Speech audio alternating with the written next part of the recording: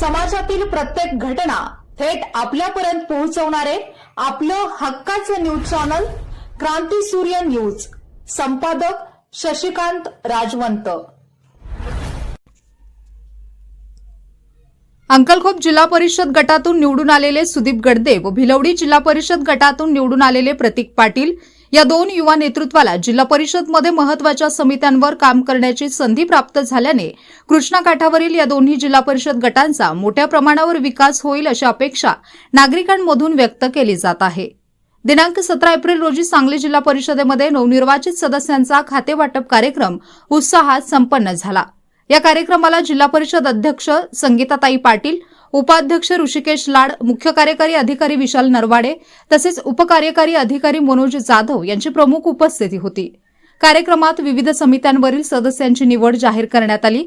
महाराष्ट्र राज्याचे माजी मंत्री तथा आमदार डॉ विश्वजित उर्फ बाळासाहेब कदम यांचे निष्ठावान सहकारी आणि अंकलखोप जिल्हा परिषद गटाचे सदस्य तसेच काँग्रेस गटनेते सुदीपभैया गडदे यांची जिल्हा परिषद स्थायी समिती व समाज कल्याण समिती सदस्यपदी बिनविरोध निवड झाली.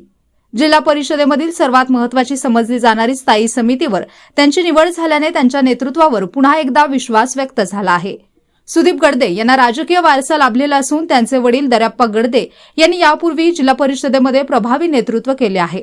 त्यामुळे सुदीप गडदे यांच्याकडूनही अंकलखोप गटाच्या विकासासाठी ठोस कामगिरी होईल अशी अपेक्षा नागरिकांमधून व्यक्त होत आहे. दरम्यान भिलवडी जिल्हा परिषद गटातून प्रचंड मताधिक्याने निवडून आलेले काँग्रेसचे युवा नेते प्रतीक संग्रामदादा पाटील यांना आरोग्य समिती व कृषी समितीवर काम करण्याची महत्वाची जबाबदारी देण्यात आली आहे. प्रतीक पाटील यांना देखील समृद्ध राजकीय व सामाजिक वारसा लाभलेला आहे.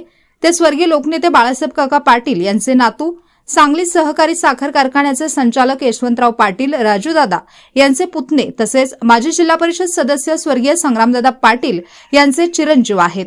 सुदीप गडदे आणि प्रतीक पाटील हे दोन्ही युवा व ऊर्जावान सदस्य असून त्यांच्या रूपाने अंकलखोप व भिलवडी जिल्हा परिषद गटाला सक्षम नेतृत्व मिळाले आहे. कृष्णा काठावरील या दोन्ही गटांमध्ये त्यांच्या माध्यमातून विकासाला नवे गतिमान मिळेल असे विश्वास नागरिकांमध्ये व्यक्त होत आहे.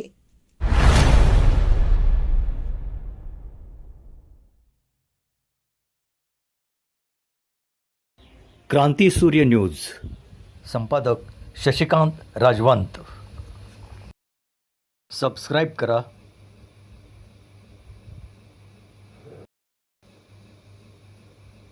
बेल आयकॉनला क्लिक करा